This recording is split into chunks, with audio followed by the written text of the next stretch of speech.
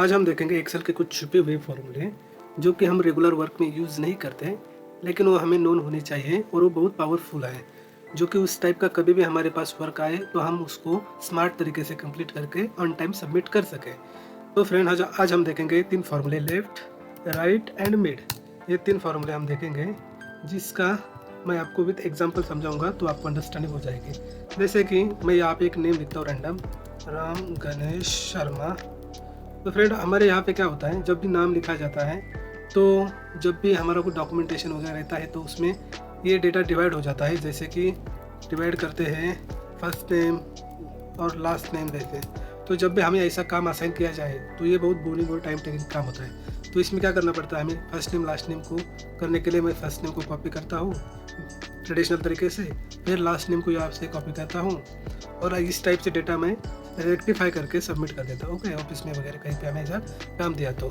लेकिन ये time taking और बहुत बोरिंग मेथड है। इससे हम समझते हैं कि स्मार्ट तरीके से भी हम इसको कैसे कर सकते हैं। तो जस्ट मैं 3 फार्मूला कॉपी कर लेता हूँ विद एग्जांपल के साथ समझने के लिए और यहाँ पे पेस्ट करता हूँ। तो पहला फार्मूला है हमारा लेफ्ट। तो लेफ्ट फार्मूला हम कैसे और कहाँ पे यूज़ कर सकते हैं वो विद एग्जांपल समझते हैं। अभी यहाँ पे एक शीट है, एंट्री शीट। इसमें एंट्री किया गया है नेम, जिस दिन ये एंट्री की उस दिन की डेट, मंथ, डेट और यहाँ पे उसका ईयर। ये डे, मंथ, डेट और ईयर, ये चारों डिटेल पूरी तरह इसकी अपडेट की हुई है। यहाँ पे ऐड किया हुआ है पूरा address with zip code add किया हुआ है। ओके, और यहाँ पे phone number with area code.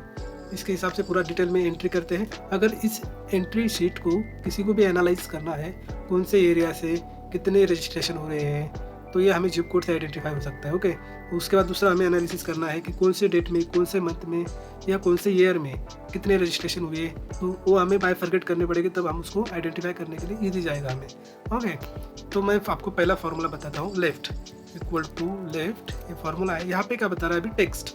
तो ये यहाँ पे क्या करना है, जिस बॉक्स से आपको डिटेल पुल आउट करनी है उसको सेलेक्ट करो बोल रहा है। तो मैं क्या करूँगा, मुझे 25 से डेटा पुल आउट करना है विद लेफ्ट साइड से। ओके, सो नाउ क्या करेंगे हम, ये करने के बाद कॉमा दिया और सेकंड क्या बोल रहा है, नंबर ऑफ कैरेक्टर्स, कितने कैरेक्टर्स आपको पुल आउट करने हैं D5 से। D5 मीन्स कौन सा बॉक्स, ये वाला बॉक्स।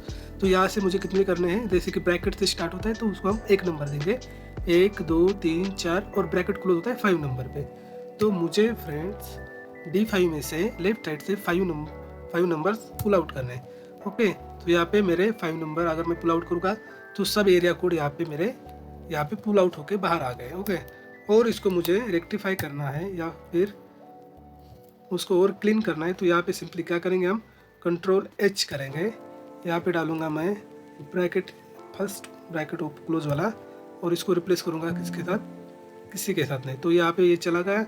सेकंड के लिए भी सेम ऐसे ही करेंगे हम, यहाँ से ब्रैकेट क्लोज, रिप्लेस और क्लोज। अब ये डेटा मेरा प्रॉपर क्लीन और मुझे मिल चुका है।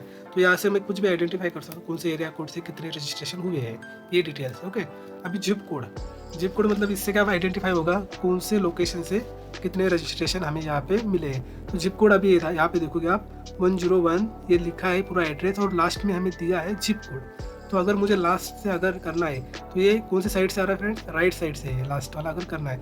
यहाँ पे हमने कौन सी साइड से पुल आउट किया है, लेफ्ट साइड से। सेम इस टेबल इस कॉलम से कौन से साइड से करना पड़ेगा हमें, राइट साइड से। तो जस्ट मैं क्या करता हूँ, यहाँ पे राइट का फॉर्मूला लिख देता हूँ। टेक्स्ट अभी कौन से कॉलम से पुल आउट करना है, हमें C5 से करना है। ओके, अभी यहाँ पे भी मैंने कॉमा देके नंबर ऑफ कैरेक्टर कितने हैं, 1 2 3 4 5, ये 5 नंबर्स का जिप कोड है यहाँ पे, और ये सभी कॉलम में सेम रहेगा। तो यहाँ पे भी मैं 5 डाल के ब्रैकेट क्लोज कर देता हूँ। और ये देखो फ्रेंड, यहाँ पे मुझे पूरा जिप कोड मिल चुका है। ओके, अब इससे क्या हुआ है, मेरे पूरे एरिया के जिप कोड आ गए। तो मैं इससे भी आइडेंटिफाई कर सकता हूँ कि ये कौन से एरिया से कितने ज़्यादा रजिस्ट्रेशन मेरे पास हुए हैं। ओके, या जस्ट हमें एनालिसिस के लिए यूज़ होता है, और हर जगह पे ये कोई भी आपको करवा के लेगा तो एनालिसिस के लिए करवा के लेंगे। अभी मंथ, अभी हमें अगर मंथ ऐड करवाना है तो मंथ के लिए कौन सा फार्मूला करेंगे हम, यहाँ से मंथ को अगर पुल आउट करना है तो ना ही मैं लेफ्ट से उसको आइडेंटिफाई कर सकता हूँ, ना ही राइट से, क्योंकि जो हमारा मंथ है वो मिड में है। यहाँ से डे दिया हुआ है, यहाँ पे डेट और ईयर दिया हुआ है। ओके, सो हम ट्राई करते हैं इक्वल टू मिड फार्मूला के साथ। मिड को मैंने फार्मूला को लगाया मिड। अभी टेक्स्ट कौन से टेक्स्ट से मुझे पुल आउट करना है, B5 से करना है। ओके, इसको कॉमा दूंगा। अभी ये क्या बोल रहा है, स्टार्ट नंबर ओके, तो अभी हमारा जून का जे कहाँ से स्टार्ट होता है वो हम करते हैं। W1E2D3, 4 5, मतलब जे हमारा 6 नंबर से स्टार्ट हो रहा है। तो मैं यहाँ पे दूंगा 6, और उसके बाद मुझे कितने नंबर पुल आउट करने हैं, J1, U2 और N3, टोटल 3 नंबर मुझे पुल आउट करने हैं नंबर। ओके, यहाँ पे जस्ट एंटर किया और हमें यहाँ पे क्या हुआ है, पूरे मंथ यहाँ पे पुल आउट होके हमें इस टेबल में मिल चुके हैं। अगर मैं यहाँ पे आइडेंटिफाई करूँगा कि कौन से मंथ में ज़्यादा रजिस्ट्रेशन हुए हैं तो मैं इजीली आइडेंटिफाई कर सकता हूँ। ओके, और ईयर एडेड, यहाँ पे हम ईयर भी अगर हमें पुल आउट करना है तो we can easily pull out this year. So हमने जैसे यहाँ से जिप कोड पुल आउट किया था, जिप कोड के लिए कौन सा फार्मूला यूज़ किया फ्रेंड, हमने राइट वाला। तो सेम यही फार्मूला हमें यूज़ करना है दिस टेक्स्ट बॉक्स के लिए। और नंबर ऑफ कैरेक्टर कितने रहते हैं ईयर्स के, 4। तो इसको मैंने किया पुल आउट। अभी मैं और डीपली अगर मुझे एनालिसिस करना है तो मैं करूँगा कौन से ईयर में कौन से मंथ में ज़्यादा से ज़्यादा रजिस्ट्रेशन होते हैं। तो बेसिकली ये जो 3 फार्मूले हैं ये हमें यूज़ होते हैं फॉर एनालिसिस के लिए। आपको कोई भी अगर करवा के लेगा कि डेटा को मुझे सेग्रीगेट, बाइफरगेट, क्लीन करके दे दो, तो उनका इंटेंशन यही रहता है कि उससे कुछ एनालिसिस करें। वो फ्रेंड आपको वीडियो समझ में आ चुका होगा। आप भी कुछ आपके पास डेटा होगा एनालिसिस करना है तो आप ये 3 फार्मूलाज को यूज़ करके आपके डेटा को और रेक्टिफाई करके अच्छे एनालिसिस करके ग्राफिकल फॉर्म में उसको प्रेजेंट कर सकते हो। Okay friends, thank you.